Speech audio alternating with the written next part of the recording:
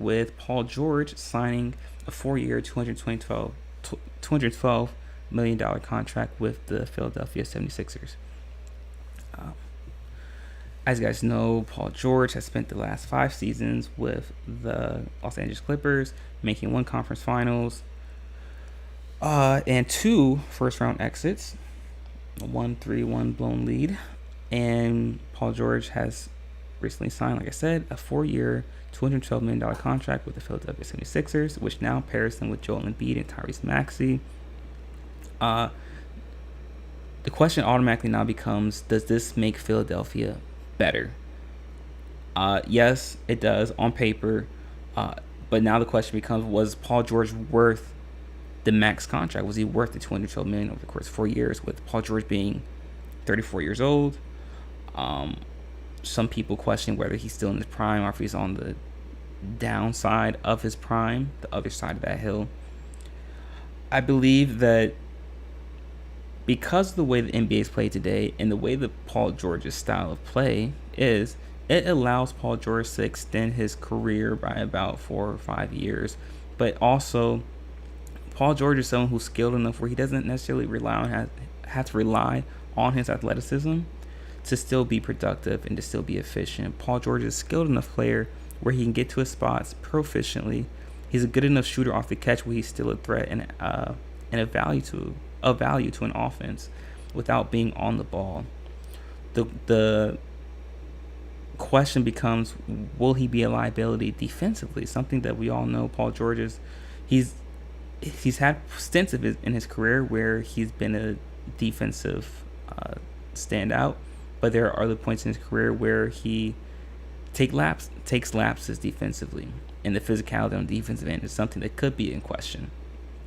However, something that Philadelphia was missing was a third scoring option outside of Maxey and Embiid, especially on the wing. The lack of productivity coming from Tobias Harris has been an issue for Philadelphia over the past couple of years, and they quell that with the addition of Paul George.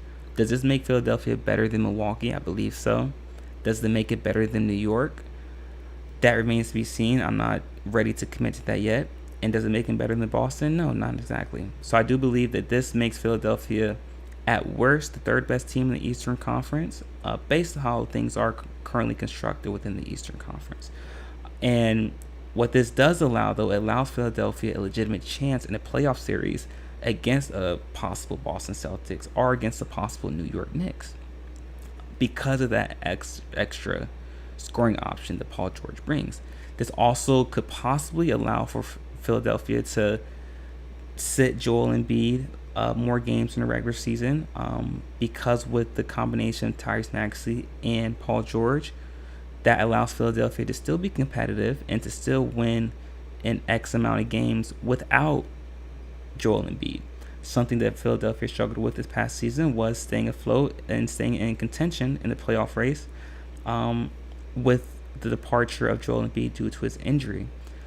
This allows Philadelphia the space now and the opportunity to rest Joel Embiid, because they now know they have an extra all-star level threat to pair with Tyrese Maxey, and allows them to still be competitive.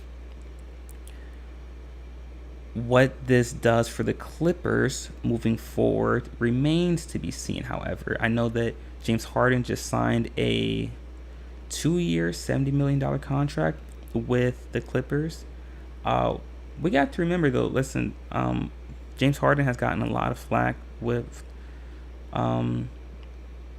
his recent contracts, but listen, James Harden was just 3rd in the league in assists this past season. The Clippers also re-signed Russell Westbrook. But this tells me that Kawhi is going to... I believe that Kawhi is going to retire a Clipper. I don't see him leaving, especially with the departure of Paul George. And we'll get into the Clippers on another episode. I don't want to get too deep into it, but sometimes the best thing for a team is addition by subtraction. I believe the Clippers fit that mold. It allows Kawhi more space to attack, more opportunities with the ball in his hand.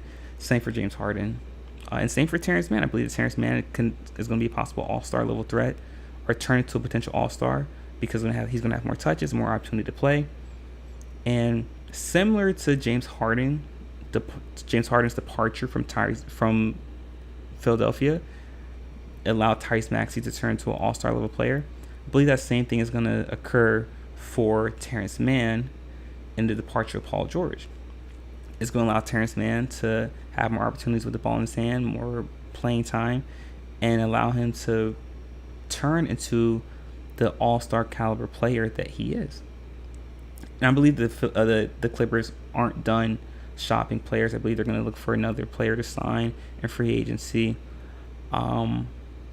Possibly DeMar DeRozan. I'm not sure what the cap situation is looking like for the Clippers, but that could be a potential landing spot. We all know that DeMar is looking to come back to LA, whether it be with the Lakers or possibly with the Clippers. That remains to be seen. But I do believe that Paul George made the right decision in signing with the Philadelphia 76ers.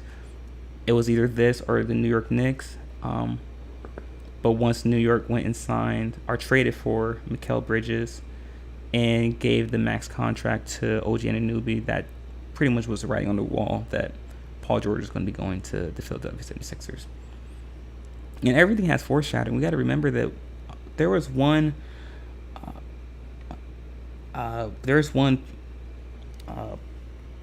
halftime show during the NBA Finals where they had Paul George and Joel Embiid on the panel at the same time with Malik Andrews and Bob Myers and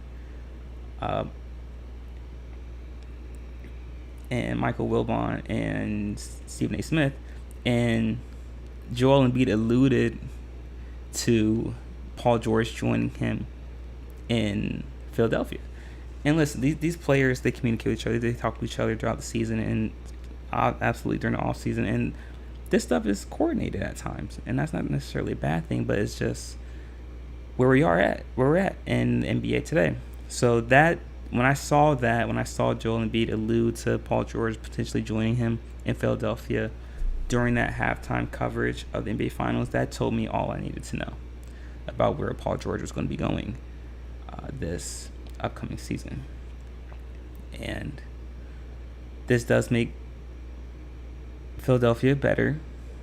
And it also allows Paul George more touches. So we could possibly see an uptick in Paul George's usage rate and his numbers compared to last season. But once again, this is another instance where things just come to an end. There was nowhere that this partnership between Paul George and the Clippers had pretty much hit its ceiling. And it was time for a breath of fresh air for both parties. Clearly the Paul George Kawhi Leonard experiment didn't work in LA, but not because of the players, more so, or I guess you could say it's the players because their inability to close out the 3-1 series against Denver, and also health as well. The best abilities, availability, and that's not always the player's fault. So things have ran its course with Paul George and Clippers, and it was time for a change of scenery. And Paul George being back in the Eastern Conference once again allows himself the opportunity to make a deep playoff run, possibly with the Philadelphia 76ers. But let me know what you guys think in the chat room. Let me know what you guys think in the comment section about Paul George signing with the Philadelphia 76ers.